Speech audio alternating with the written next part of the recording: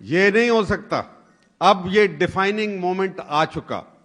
ہمیں اب فیصلہ کرنا ہے, اپنے پورے قد کے ساتھ کھڑا ہونا ہے. ہماری آزادی کے چیلنج کر دیا گیا ہے, ہماری حاکمیت اعلیٰ اور ہماری security, sovereignty and security both stand jeopardized today, اور یہ ہم برداشت نہیں کریں گے کسی صورت میں بھی. آج اب یہ فیصلے کا وقت آ گیا, فیصلے کی گھڑی آن پہنچی. ہمارے پاس پیسہ نہیں ہے, ہم کیسے امریکہ کا مقابلہ کر سکتے ہیں؟ اول تو امریکہ, یقین کیجئے کہ یہ چند دنوں کے بعد آپ کھڑے رہیں, یہ ڈیوس کا مطالبہ چھوڑ دے گا. اس لیے کہ ان کی سپلائی لائن پاکستان میں سے گزر کے جاتی ہے, جو ان کی نیٹو کے ٹروپس وہاں 1.5 لاکھ لگے ہوئے ہیں, جو تقریباً اتنی ہی تعداد میں ان کے سیکیورٹی کانٹریکٹرز ہیں, جو ان کی انویسٹمنٹ ہو رہی ہے افغانستان کے اندر. جب ہم کو دیکھتے ہیں تو میں ایک سپاہی کے طور پہ یہ کہہ سکتا ہوں, اور یہاں فوجی بھی بیٹھے ہوئے ہیں, ریٹائرڈ کرنل صاحب بیٹھے ہوئے ہیں, ہیل بیئر می آؤٹ, کیا سپلائی لائن محفوظ ہوئے بغیر آپ کوئی جنگ لڑ سکتے ہیں یا جیت سکتے ہیں؟ زندہ رہ سکتے ہیں؟ فوجیں زندہ رہ سکتی ہیں؟ او امریکنو, تمہارے تو ٹوائلٹ پیپر ختم ہو جاتے ہیں تو تم رونے لگتے ہو.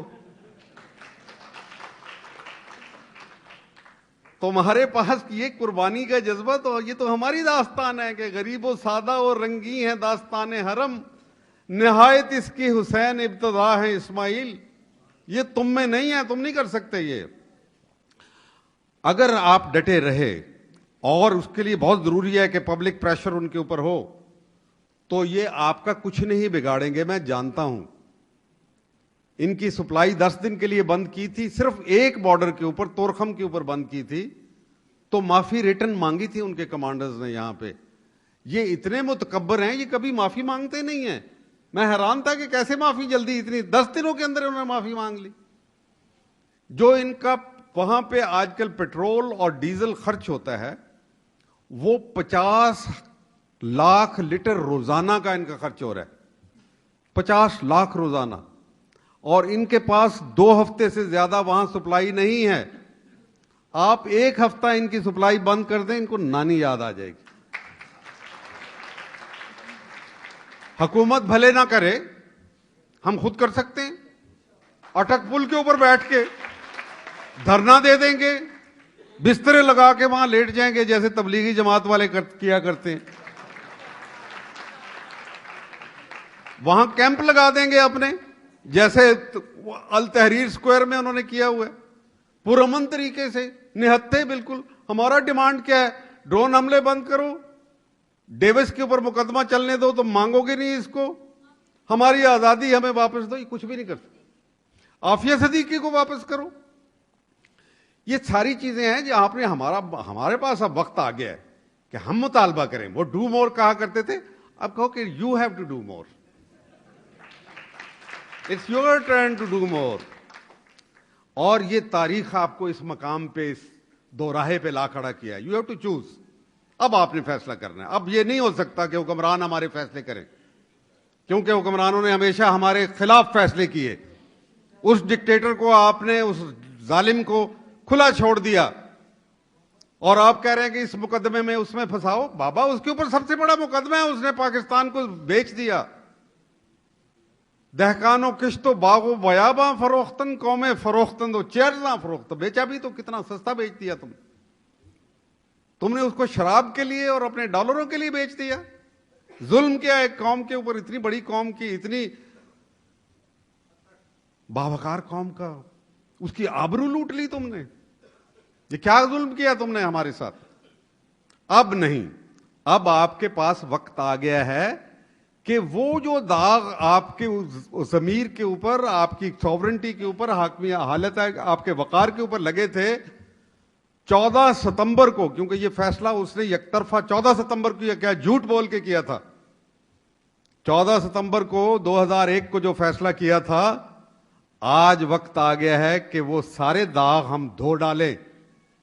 ڈیوس ہمارے قابو کے اندر ہے, وہ بکے گا, بولے گا, بتائے گا کہ میں تو یہاں تقریب کاری کے لیے آیا ہوں, آپس میں لڑانے کے لیے آیا ہوں, مولویوں اور مسٹروں کو آپس میں ٹکرانے کے لیے آیا ہوں, میں تو یہ کام کر رہا تھا. फैसला करना होगा कि हम अमेरिका के साथ मिलके दहशतगर्दी के खिलाफ जंग लड़ रहे हैं या खुद अमेरिका हमारे खिलाफ जंग लड़ रहा है, खुफिया जंग, इनविजिबल वॉर। मुझे याद है कर्नल अकरम साहब ने लॉन्ग टाइम बैक जब रूस हमारे साथ ऐसी वारदात किया करता था तो इन्होंने लिखा हुआ था कि we are fighting an invisible war.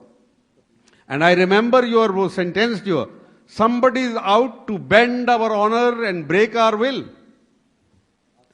हम वो कबूल नहीं करेंगे, ये पोजीशन हमें कबूल नहीं है, सीधी सी बात। अब पाकिस्तान का वक्त आ गया है और ये सारा खित्ता एक बिल्कुल नए उन्वान से उभरने को है।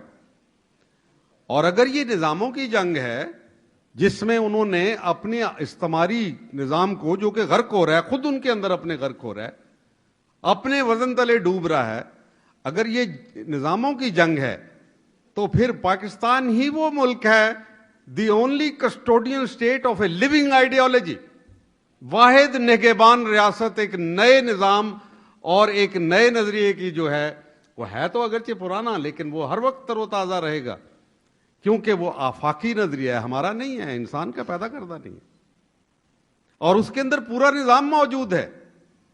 लेकिन साथ ही मैं एक वार्निंग देना चाहता हूं, अमेरिका की मौजूदगी का फायदा उठाते हुए आप तशरीह करें कि हमारी मंजिल क्या है और हम कौन सा निजाम चाहते हैं।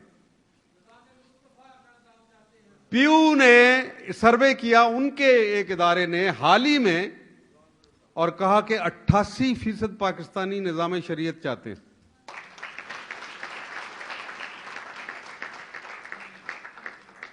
अगर पाकिस्तान को एक नर्म इनकलाब के जरिए से तब्दीली लानी है तो मैं बहुत सोच समझ के ये बात करने जा रहा हूं कि अमेरिका की मौजूदगी जो और 2 या 2.5 साल ज़्यादा से ज़्यादा रहेगी अफगानिस्तान में, इसका फ़ायदा उठाते हुए आप अपना निज़ाम बदलें।